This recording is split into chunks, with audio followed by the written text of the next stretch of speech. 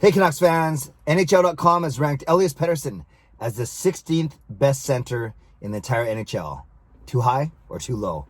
I'm Clay Emo, I'm at Canuck Clay on Twitter. I'm at Clayton Emo on Instagram. I'm the founder of the GLCPC, the Good Looking Canucks Positivity Club. This is my Canucks take, all in one take.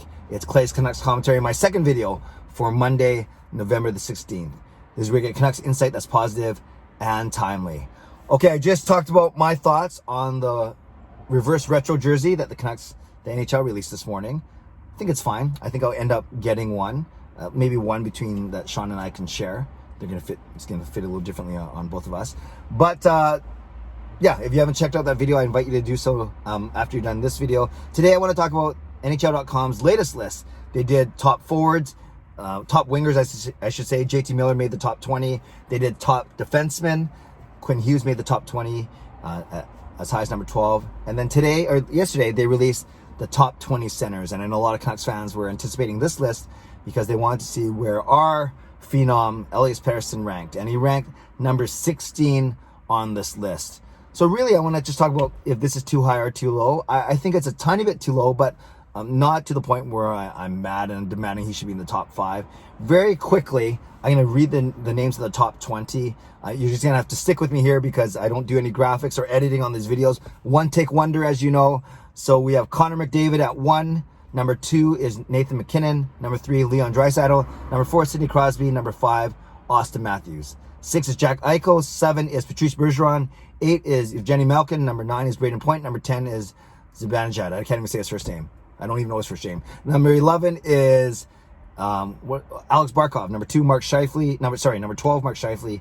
13, Sebastian. 14, John Tavares. 15, Ryan O'Reilly. 16, Elias Pettersson. 17, Steven Stamkos. 18, Sean Couturier. 19, Matthew Barzal. And 20, Anze Kopitar. Okay, so Petey is at number 16, right in the middle of this group that has John Tavares, Ryan O'Reilly, Steven Stamkos, and Sean Couturier. I don't think we could argue that Petey would... Actually, before I get into where I think he should be, again, as I talked about with my list, my vlog about jerseys, this is entirely subjective because it's not objective. They didn't say top scoring centers or best defensive centers or biggest centers or fastest centers. Those are stuff that you can measure by objective stats. This is a subjective list, so everyone's going to have their own opinion. And, you know, sometimes when I think about... Actually, I'll save that for when I get to in a little bit. So when I look at it, there's no way Petey's cracking the top 5 right now. Maybe down the road, but certainly right now, when you look at guys like Connor McDavid, Nathan MacKinnon, Leon Draisaitl, Sidney Crosby, and Auston Matthews. Those are all guys that we want Pettersson to be as good as, and maybe he will be. But right now, those 5, you know, I saw some people saying, why is Draisaitl so high? Sure, he led the league in scoring with 110 points last season, but would you put him ahead of Sidney Crosby and Auston Matthews? Debatable, but I don't think you can argue with the top 5. I don't think you can argue with the top 10 as well. They have Jack Eichel, although Eichel hasn't really led Buffalo to anything, but obviously a very skilled player, second overall draft pick. So you have Eichel, Bergeron, Malkin, who had actually 74 points in only 55 games, which is pretty darn impressive. He was on pace for another 100-point season if it was all 82. And then Brayden and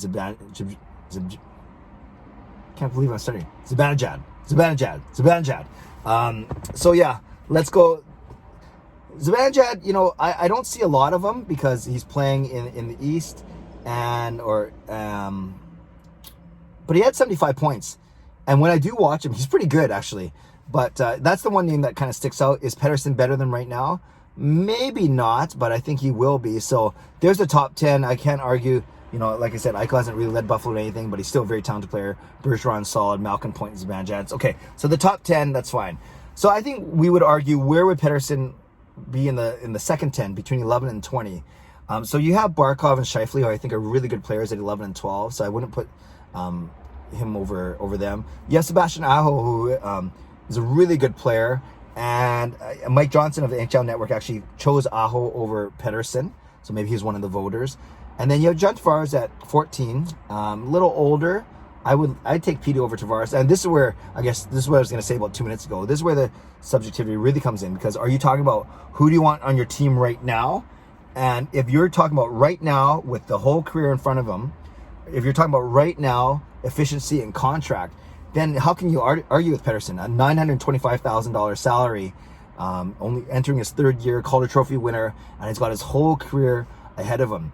Then I would shoot Pettersson up to the top 10 for sure, if that's what we were talking about. If we're talking about who's in the best contract situation with the best career ahead of him, for sure. But if we're talking about, who's the most effective right now, then maybe Pettersson does belong in the second 10. But I would put him ahead of John Tavares, so I bump him at least one spot. And Ryan O'Reilly's at number 15. I really appreciated what O'Reilly did in the playoffs. Watching him, he's a beast in all facets of the game. So I'd still put Riley. I want Petey because of his youth, but I think Riley's a more complete player, so I can't argue with that. And then Stamkos, Couturier, Barzal, and Kopitar after him.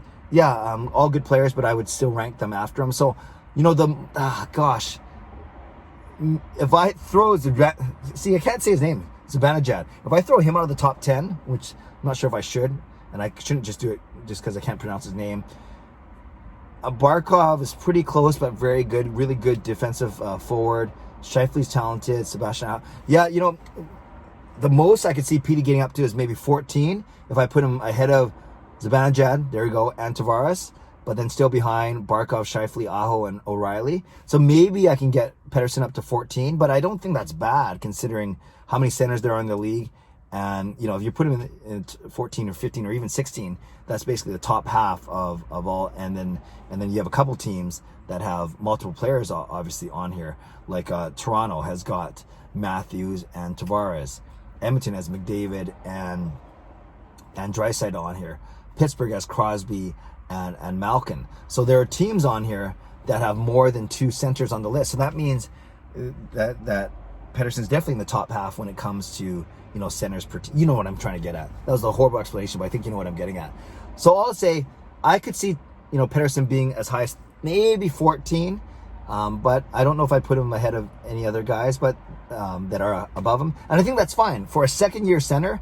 I think that's awesome. And I think if we do this ranking at the end of next season, he'll be knocking the door of the top 10. Then maybe we do this in 3 or 4 years, he'll be knocking on the door of the top 5, especially if Sidney Crosby's on the downside of his career.